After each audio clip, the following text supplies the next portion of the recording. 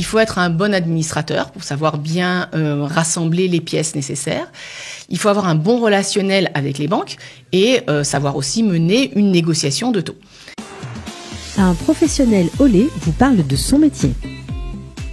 Le métier de courtier en crédit immobilier passionne et plus d'un. La preuve, en 2021, 151 000 transactions, contrats de vente ou d'achat immobilier ont été conclus. Donc, c'est vous dire comme c'est important. 60% des gens aujourd'hui qui achètent ou qui vendent, eh bien, prennent des courtiers en immobilier. Donc, c'est un métier qui intéresse au plus haut point et pour lequel il y a un fort besoin. On est ravis d'accueillir notre chère Judith Kahn. Bonjour Judith. Bonjour Cathy. Bon, vous aussi, vous êtes courtier en crédit immobilier. Évidemment, vous êtes prof d'économie, vous avez beaucoup de cordes à votre arc et on a eu envie de faire un point sur ce métier. Qu'est-ce que c'est qu'en fait ce métier tellement demandé ? Alors, le courtier en crédit immobilier est un courtier indépendant qui va représenter les familles et déposer leur dossier auprès de plusieurs banques pour obtenir les meilleurs taux possibles sur le marché. Tout simplement. Tout simplement. Alors, on a l'impression que c'est juste pour acheter et vendre, mais finalement, c'est beaucoup plus large que ça au niveau de leur activité. Ils peuvent faire beaucoup de choses. Alors, à chaque fois qu'il y a une transaction immobilière, eh ben, ce qu'on conseille, c'est que cette transaction-là soit accompagnée par un courtier, parce que le courtier peut éviter, ou en tout cas faire économiser du temps sur les procédures administratives, le dépôt de dossier, le calcul de la faisabilité du crédit ou pas. Donc ça, c'est pour les nouveaux achats. Mais le courtier va aussi s'occuper des rachats de crédit ou, dans le cadre d'un divorce, du passage du crédit immobilier d'un conjoint à l'autre conjoint. Donc, à chaque fois qu'il y a une transaction immobilière, le courtier est là pour apporter son service et son conseil. Bien sûr, pour renégocier, etc., etc. Il y a beaucoup de choses à faire. Alors, quelle est la formation pour devenir courtier en crédit immobilier ? Parce qu'il y a beaucoup, beaucoup de demandes. Alors, c'est un métier qui est en pleine expansion. C'est ça. Ça veut dire qu'il y a de plus en plus d'Israéliens qui se font accompagner de courtiers en crédit immobilier, de plus en plus de Français. Aujourd'hui, environ 60% des crédits qui sont faits en banque, ce sont des crédits qui sont présentés par des courtiers. Donc, c'est un métier en pleine expansion. Et aujourd'hui, c'est un métier qui n'est pas régulé. Ça veut dire qu'il ne faut pas avoir une formation reconnue par l'État pour être courtier. Donc, on peut se former un peu comme on veut. On peut se former un peu comme on veut, exactement. Donc, en fait, ce qu'il faut, c'est apprendre concrètement, pratiquement, les clés du métier, savoir comment ça fonctionne. Les formations qui sont données sont des formations qualifiantes. Ça veut dire que le plus important pour se faire sa place sur le marché, c'est savoir comment monter un dossier, le lier, le présenter en banque pour être perçu comme un courtier professionnel. Et à ce moment-là, quand vous apportez à la banque un dossier qui est lié et que vous leur permettez de faire plus de dossiers par mois, ben forcément, ils travaillent avec vous et ils vont même vous essayer de vous courtiser pour que vous leur ameniez le maximum de dossiers possible. Alors, un dossier lié, ça veut dire quoi ? Ça veut dire que quand on regarde en fait la relation qu'on a avec les banques, au début, les banques faisaient la guerre aux courtiers parce que en tant que courtier, on fait baisser les taux, donc on fait baisser la rentabilité, si vous voulez, de la banque. Mais la banque s'est aperçue que le courtier fait un énorme travail en amont parce qu'il va expliquer au client quel est le montage possible, quelle est la différence entre le variable, le fixe, l'indexé, pas l'indexé. Il va travailler sur le montage, il va rassembler pour la banque tous les documents nécessaires. Donc finalement, le banquier fait plus de dossiers par mois. C'est un gain de temps en fait. Exactement. Il perd en taux d'intérêt. Parce qu'à la place de faire venir le client, il va lui dire amène-moi ce papier, mais ce papier il n'est pas dans le bon format, retourne à la maison, reprend rendez-vous, reprend un papier. Nous on donne un dossier qui est tout à fait complet, dont on a étudié la faisabilité. Donc ils n'ont plus qu'à le faire passer pour avoir l'autorisation de crédit. Et c'est comme ça qu'ils adorent travailler avec les courtiers qui sont bien ordonnés et qui savent, qui connaissent bien leur travail. Voilà, donc les taux d'intérêt sont moins chers pour le client, mais en même temps, la banque y gagne puisqu'elle fait beaucoup perd plus de moins dossiers. de temps. Voilà, c'est ça, Exactement. forcément. Exactement. Alors, qu'est-ce qu'on apprend concrètement, justement ? Vous avez effleuré, mais on apprend quoi ? Qu'est-ce qu'on doit savoir pour pouvoir être un bon courtier? Alors, c'est une formation qui inclut beaucoup de choses, beaucoup de volets. Ça veut dire que pour être un bon courtier, il faut avoir de bonnes relations humaines, il faut savoir faire du marketing, il faut savoir faire un montage financier, donc calculer le remboursement par chèque emprunté. Il faut être un bon administrateur pour savoir bien rassembler les pièces nécessaires. Il faut avoir un bon relationnel avec les banques et savoir aussi mener une négociation de taux.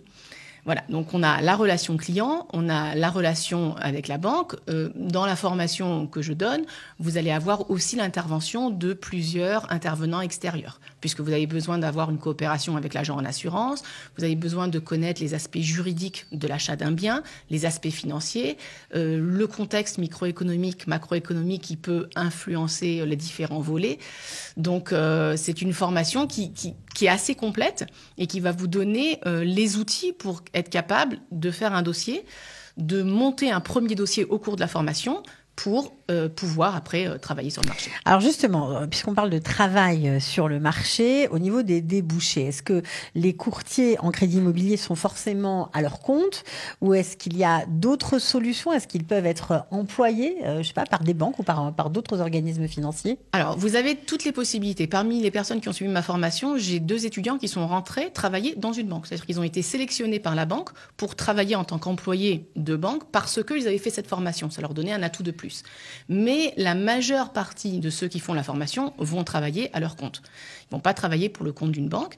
Maintenant, ils peuvent soit être salariés dans une grosse boîte de courtier en crédit immobilier, soit être indépendants, ce qui est possible aussi.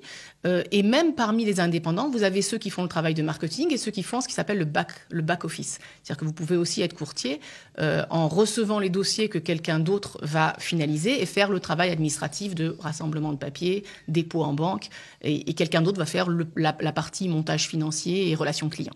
Alors, on a l'impression que c'est on a dit qu'il y avait beaucoup de débouchés, qu'il y avait beaucoup de demandes. C'est dû à quoi? Parce que on se demande pourquoi c'est devenu comme ça en Israël. Je crois que d'abord la société israélienne est devenue de plus en plus consciente qu'il fallait étudier les prix. C'est-à-dire que quel que soit le domaine sur lequel on se penche, quand vous achetez une voiture, vous faites une comparaison de prix. Quand vous achetez une machine à laver, vous allez regarder sur Zap où est-ce qu'est la machine à laver la moins chère. Et l'achat de l'appartement, c'est l'achat le plus important de votre vie. Et quand vous prenez un crédit, une différence d'0,5% sur un volet, ce sont des milliers de shekels. Et je crois que les gens l'ont compris. Les gens essaient de faire baisser le coût de toutes les dépenses fixes qu'ils ont. Et ils comprennent que la différence entre prendre un courtier ou ne pas prendre un courtier, ça peut être une différence qui va s'élever à 300, 400, 500 shekels par mois. Et sur 30 ans de prêt, c'est énorme. Oui, c'est-à-dire que lorsque vous avez parlé aussi tout à l'heure du fait que les courtiers négocient les taux d'intérêt, parfois, certains se disent « mais qu'est-ce que j'ai besoin? Je parle hébreu complètement, je suis là depuis très longtemps, j'ai pas besoin d'un courtier pour aller acheter un appartement. Après tout, à la banque, les banquiers sont formés pour ça, ils sont là pour nous répondre, etc. » Qu'est-ce qu'on y gagne vraiment avec le travail de ce courtier? Je vais vous dire, d'abord, si on regarde la population des Olim Hadashim, les Olim qui arrivent de France, ils veulent acheter un appartement. Et ils ont une seule idée en tête, avoir le crédit et avoir les clés. Maintenant, ils ne regardent pas les conditions. Et donc, une partie des dossiers que je fais, ce sont aussi des dossiers de rachat de crédit. Ça veut dire que quand une famille a pris un crédit et qu'on leur montre qu'ils payent beaucoup trop cher et qu'ils peuvent économiser 200 ou 300 000 shekels, alors là, ils sont beaucoup plus enclins à prendre un courtier et après à recommander à d'autres nouveaux immigrants de prendre aussi un courtier. Donc, ça, c'est important. La deuxième chose que le courtier apporte, c'est le choix du montage. C'est-à-dire que vous avez beaucoup de personnes qui ne sont pas conscients qu'il y a une différence entre la première mensualité et les mensualités qui peuvent être évolutives en fonction des taux d'inflation, en fonction de la variabilité. Bien sûr. Donc le courtier, d'abord, il explique à son client quel est le produit financier qu'il va choisir. Et ça, c'est très important. Il n'y a pas de cachotterie, tout est clair. Ah oui, tout est clair. Ça veut dire que quand vous prenez un variable, moi, quand je travaille avec une famille, je leur montre différentes simulations en fonction de l'évolution possible des taux d'intérêt ou des taux d'inflation.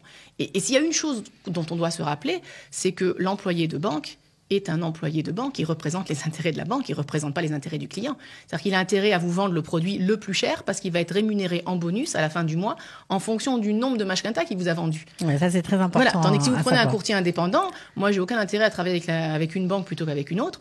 Et donc, je ne représente que les intérêts de mon client. C'est-à-dire où c'est qu'il va payer le moins cher au bout du compte. Alors, combien existe-t-il de courtiers actifs en Israël aujourd'hui? C'est difficile à évaluer. On peut dire que globalement, il y a entre 1500 et 2000 courtiers. qui sont actifs. Il y en a 1000 qui travaillent sous ce qui s'appelle l'association des courtiers en crédit immobilier israélien. Il y en a 1000 qui sont indépendants sans appartenir à cette association-là. Mais si on met ce métier-là en perspective par rapport, par exemple, au métier d'agent immobilier, il y a aujourd'hui en Israël plus de 20 000 agents immobiliers. Donc là, on parle d'un métier qui est nouveau. Même si on compte 2000 courtiers en crédit immobilier, c'est 10 fois moins que les agences. Il y a du travail pour tout le monde. Il y a vraiment beaucoup de travail. Alors justement, combien ça gagne un courtier en crédit immobilier ?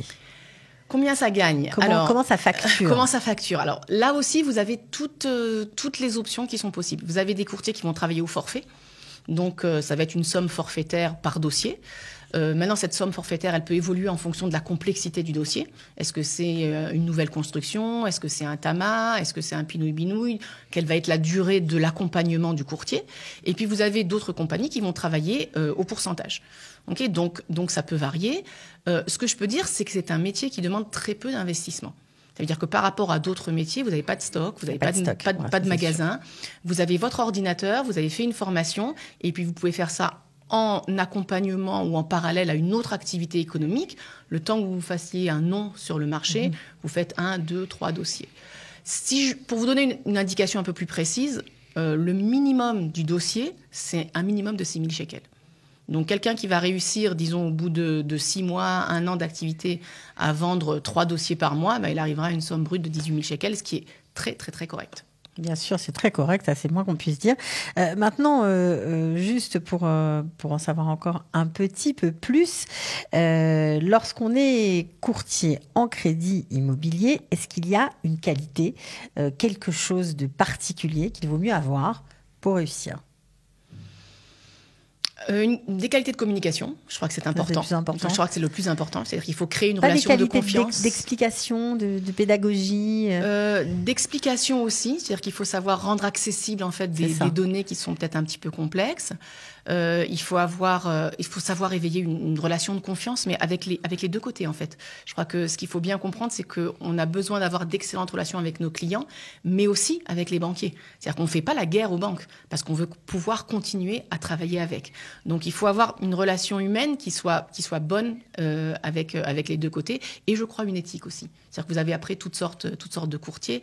Je crois que c'est très important pour garder notre profession de ne présenter que des documents qui soient 100% véridiques, qui retracent très précisément la situation financière du foyer.